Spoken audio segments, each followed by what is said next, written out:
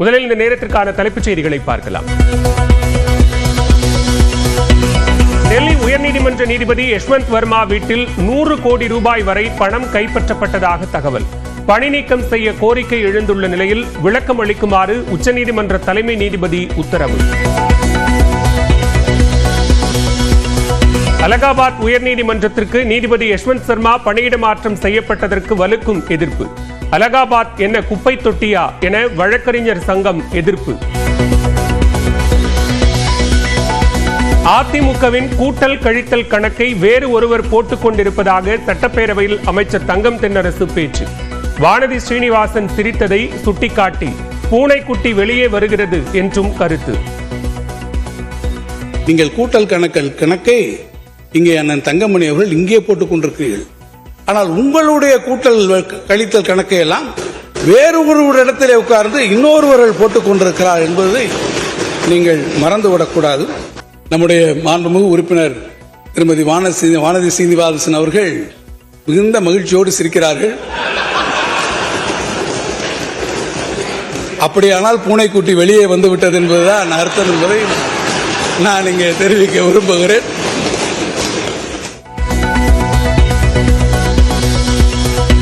எந்த கணக்கிலும் ஏமாற மாட்டோம் என அதிமுக முன்னாள் அமைச்சர் தங்கமணி உறுதி. ஏமாறாமல் இருந்தால் வாழ்த்துக்கள் என முதலமைச்சர் மு.க. ஸ்டாலின் பேச்சு. மாண்புமிகு உறுப்பினர் தங்கமணி அவர்கள் நாங்கள் கூட்ட கணக்கில் ஏமாற மாட்டோம் என்று சொல்லியிருக்கிறார். ஏமாறாமல் இருந்தால் எங்களுடைய வாழ்த்துக்கள். எங்கள் கணக்கை நாங்கள் பார்த்துக் கொள்கிறோம் என அமைச்சர் தங்கம் தென்னரசுவுக்கு எதிர்க்கட்சித் தலைவர் எடப்பாடி பழனிசாமி பதில். பட்ஜெட் கணக்கை நீங்கள் சரியாக செயல்படுத்துங்கள் எனவும் பேட்டி. எதிரணிகள் ஒன்று சேர்ந்து விடுவார்களோ என்ற பதற்றத்தில் மற்றவர்களின் கணக்கை பற்றி திமுக பேசுகிறது. பாஜக எம்எல்ஏ வானதி ஸ்ரீனிவாசன் விமர்சனம். சென்னை மாவட்டத்தில் உள்ள அனைத்து பள்ளிகளும் நாளை இயங்கும். வெள்ளிக்கிழமை அட்டவணைப்படி இயங்கும் என பள்ளிக்கல்வித்துறை அறிவிப்பு. மதுரை, தேனி, தூத்துக்குடி உள்ளிட்ட 7 தென் மாவட்டங்களில் இன்று கனமழைக்கு வாய்ப்பு.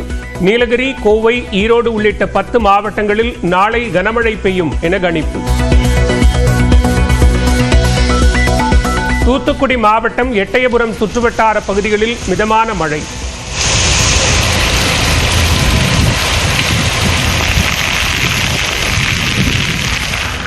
சிவகங்கை மாவட்டத்தையும் குளிர வைத்த மழையால் மக்கள் மகிழ்ச்சி.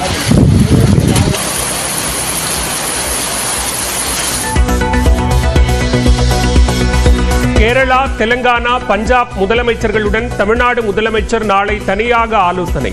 கூட்டு நடவடிக்கை குழு கூட்டத்திற்கு முன் சந்தித்து பேசுகிறார். திமுக அரசை கண்டித்து நாளை பாஜக சார்பில் கருப்பு கொடி காட்டும் போராட்டம். மக்களிடையேயான கோபத்தை மடைமாற்ற தொகுதி மறுசீரமைப்பு என மெகா நாடகம் அரங்கேற்றும் என அண்ணாமலை குற்றச்சாட்டு. சென்னை திருவல்லிக்கேணியில் ஆட்டோவுக்கான தவணை செலுத்தாததால் ஓட்டுநர் மீது பயங்கர தாக்குதல். வீடியோ வெளியான நிலையில் தலைமறைவாக இருந்த 2 கைது.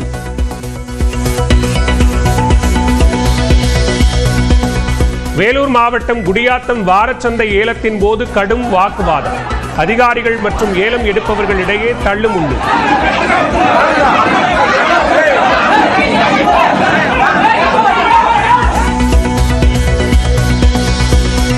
காரைக்குடியில் இளைஞர் கொலை வழக்கில் 5 பேர் கைது. தப்பி ஓடும் போது தவறி விழுந்து காயமடைந்த 2 பேர் மருத்துவமனையில் அனுமதி. சாதிவாரி கணக்கெடுப்பை நடத்துமாறு மாநில அரசுக்கு உத்தரவிட முடியாது என சென்னை உயர்நீதிமன்ற மதுரை கிளை மறுப்பு. சாதிவாரி கணக்கெடுப்பு நடத்தும் அதிகாரம் மத்திய அரசுக்குத்தான் உள்ளதாகவும் நீதிபதிகள் கருத்து. அரசு ஒப்பந்தங்களில் இஸ்லாமியர்களுக்கு இடஒதுக்கீடு வழங்க எதிர்ப்பு தெரிவித்து கர்நாடக சட்டப்பேரவையில் பாஜக எம்எல்ஏக்கள் அமளி. 18 பேர் 6 மாதங்களுக்கு சஸ்பெண்ட் செய்யப்பட்டதை அடுத்து சட்டப்பேரவையிலிருந்து குண்டுக்கட்டாக வெளியேற்றம்.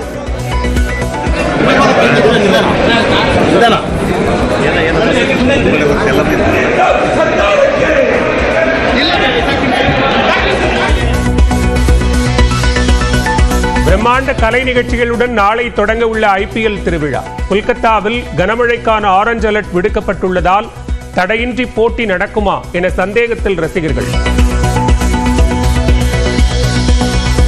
சென்னையில் பயிற்சியை தொடங்கிய மும்பை இந்தியன்ஸ் வீரர்கள் நாளை மறுநாள் சேப்பாக்கத்தில் நடைபெறும் போட்டிக்கு ஆயத்தம்.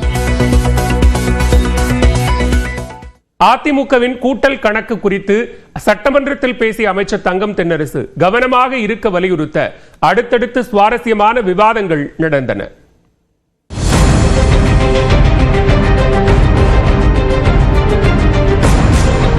உங்கள் மடியிலே இருக்கக்கூடிய கணத்தை பறித்துக் கொள்ள நினைப்பவரிடமிருந்தும் நீங்கள் அனைவரும் சற்று கவனமாக இருக்க வேண்டும் என்பதை பட்ஜெட் கணக்கை சரியா செயல்படுத்துங்க. எங்க கணக்கு நாங்க பாத்துக்கிறோம். எதிரணியில் இருக்கக்கூடியவர்கள் எல்லாம் ஒருவேளை ஒண்ணு சேர்றதுக்கு வாய்ப்பு இருந்தா நம்ம கணக்கு தப்பா போகுமோ அப்படிங்கிற எண்ணத்துல தமிழ்நாடு நிதிநிலை அறிக்கை மீதான விவாதத்தின் போது பேசிய அதிமுக உறுப்பினர் தங்கமணி மடிக்கணினி வழங்குவதற்காக ஒதுக்கப்பட்ட நிதி குறித்து கேள்விகளை எழுப்பினார். அதற்கு பதிலளித்த அமைச்சர் தங்கம் தென்னரசு மாணவர்களுக்கு தரமான கணினி வழங்குவதை அரசு உறுதி செய்யும் என்றார். மேலும் இது தொடர்பான கணக்கில் சற்று கவனக்குறைவாக இருந்தது போல அல்லாமல் தங்கள் மடியில் இருக்கும் கணத்தையும் கவனமாக எதிர்கொள்ள வேண்டும் என்று அதிமுகவினருக்கு அறிவுறுத்தினார். சாணக்கிய தந்திரத்தோடு இந்த கணக்குகளை சிலர் எங்கோ உட்கார்ந்து போட்டுக் கொண்டிருக்கிறார்கள்.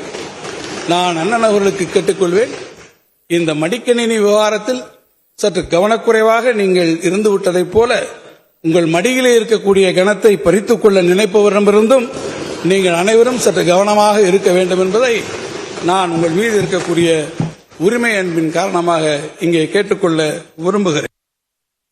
தனது பேச்சை கேட்டு பாஜக உறுப்பினர் வானதி சிரித்துக் கொண்டிருந்ததை குறிப்பிட்டு அமைச்சர் பேசியது சிரிப்பலையை ஏற்படுத்தியது.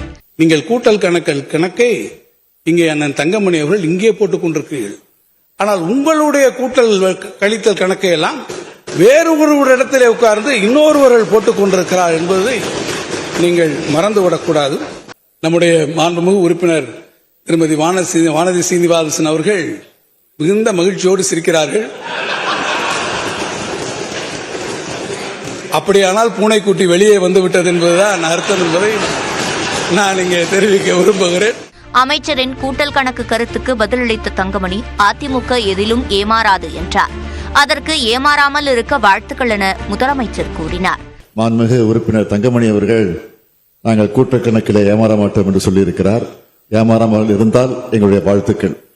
சட்டமன்ற வளாகத்தில் பேசிய எதிர்க்கட்சித் தலைவர் எடப்பாடி பழனிசாமி நீங்கள் பட்ஜெட் கணக்கை பாருங்கள், எங்கள் கணக்கை நாங்கள் பார்த்துக் கொள்கிறோம் என்று பதிலளித்தார்.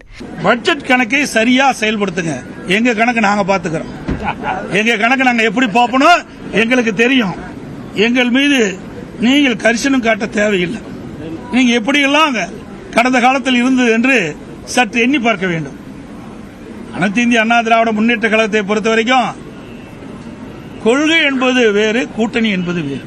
இதுகுறித்து பேசிய பாஜக உறுப்பினர் வானதி சீனிவாசன் திமுக கூட்டணி கணக்கு தவறிவிடுமோ என்ற பதற்றத்தில்தான் திமுக மற்றவர்களின் கூட்டல் கணக்கு பற்றி பேசுகிறது என்றார். திராவிட முன்னேற்ற கழகத்துல கூட்டணி கணக்குகள் அப்படின்னு வருகின்ற பொழுது அவர்களுக்குள்ள இருக்கக்கூடிய பதற்றம் என்பது எதனால வருது? எதிரணியில் இருக்கக்கூடியவர்கள் எல்லாம் ஒருவேளை ஒண்ணு சேர்றதுக்கு வாய்ப்பு இருந்தா நம்ம கணக்கு தப்பா போகுமோ அப்படிங்கிற எண்ணத்துல அவங்க மத்தவங்களோட கணக்கு பத்தி இப்ப அதிகமா கவலைப்பட்டு இருக்காங்க. உங்களோட பலம், உங்களோட ஆதரவு, மக்கள் ஆதரவு எல்லாம் சரியா இருந்ததுன்னா அந்த கணக்கு எல்லாமே உங்களோட கணக்கு சரியா இருக்கும். பாஜக அதிமுக கூட்டணி மீண்டும் அமையுமா என்ற கேள்வி எழுந்துள்ள நிலையில் சட்டமன்றத்தில் நடந்த இந்த விவாதம் சுவாரஸ்யமான ஒன்றாக மட்டுமின்றி தற்போதைய அரசியல் சூழலில் முக்கியமான ஒன்றாகவும் பார்க்கப்படுகிறது.